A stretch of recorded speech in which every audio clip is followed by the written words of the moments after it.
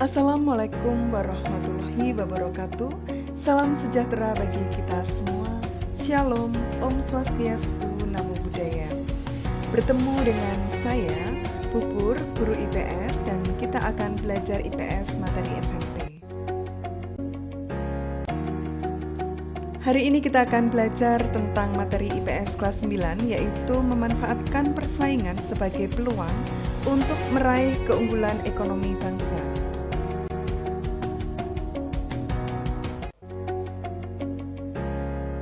Tujuan pembelajaran hari ini yaitu tentang mendeskripsikan pengertian keunggulan mutlak dan keunggulan komparatif, serta mengidentifikasi tantangan dalam perdagangan internasional.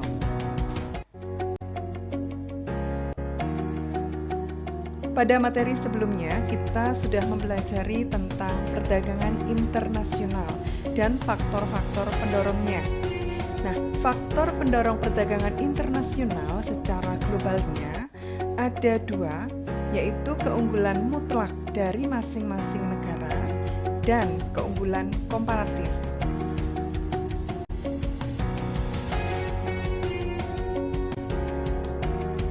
Nah, apa itu keunggulan mutlak? Keunggulan mutlak adalah kemampuan negara untuk menghasilkan barang atau jasa yang lebih banyak daripada negara lain.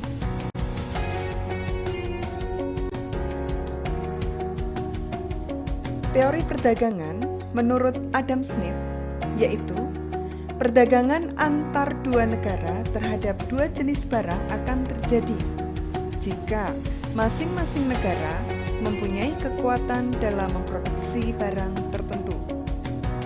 Keuntungan yang diperoleh oleh dua negara tersebut akan mengimpor barang-barang lain dengan harga murah daripada memproduksi sendiri.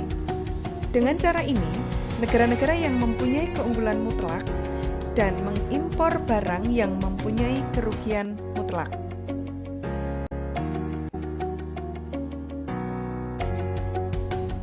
Negara melakukan spesialisasi dalam menghasilkan barang yang efisien dibandingkan dengan negara lain dan melakukan perdagangan internasional dengan negara lain yang mempunyai kemampuan spesialisasi pada produk yang tidak dapat dihasilkan oleh negara lain secara efisien. Misalnya, Indonesia dengan Thailand memproduksi dua jenis barang yaitu pakaian dan tas. Dengan asumsi masing-masing negara tersebut menggunakan tenaga dan waktu yang digunakan sama.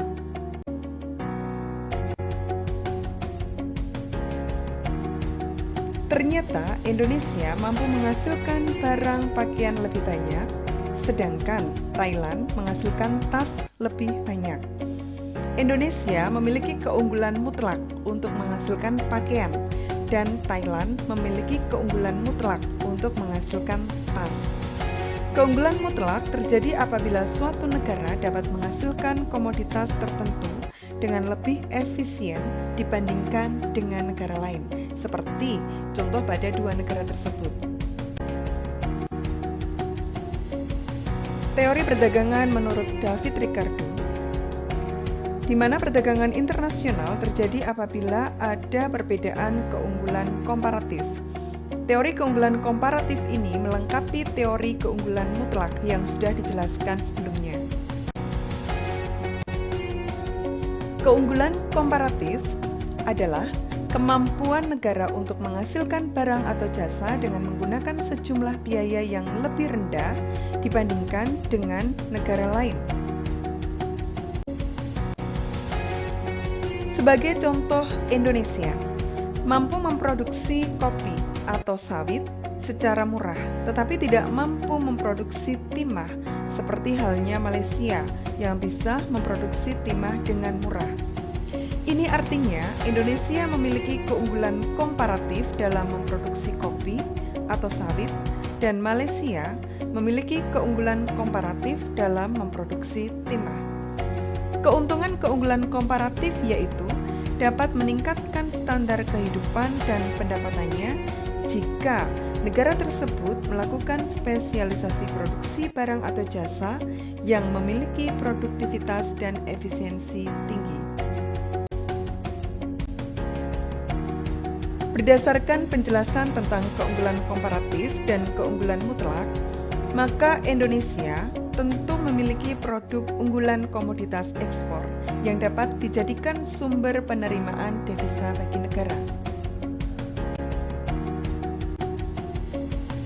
Indonesia dengan kekayaan alam yang melimpah sehingga sebagai pemasok komoditas dunia, komoditas unggulan yang dapat memberikan kontribusi bagi pasaran dunia antara lain ada minyak sawit, karet, kopi robusta, beras, kakao, cengkeh, rempah-rempah, barang tambang lainnya seperti timah, batu bara, emas, tembaga, nikel, bauksit, biji besi, ada tekstil, dan kertas. Keikutsertaan Indonesia dalam perdagangan internasional dapat memberikan manfaat bagi pertumbuhan perekonomian Indonesia. Selain itu juga adanya tantangan yang harus dihadapi di dalam perdagangan internasional. Antara lain tantangan tersebut yaitu adanya eksploitasi ekonomi. Tantangan berikutnya, pudarnya identitas kebudayaan. Dan yang terakhir, adanya ancaman fisik lingkungan. Eksploitasi sumber daya alam berdampak pada kerusakan lingkungan hidup. Perdagangan bebas juga bisa membuka akses meluasnya budaya barat dalam berbagai kehidupan masyarakat Indonesia. Untuk kesimpulan materi hari ini, peluang yang dapat dilakukan dalam era perdagangan bebas yaitu dengan mengandalkan kekayaan sumber daya alam yang melimpah dan tenaga kerja yang dimiliki untuk menghasilkan produk yang mampu bersaing di pasar internasional dengan biaya produksi yang murah.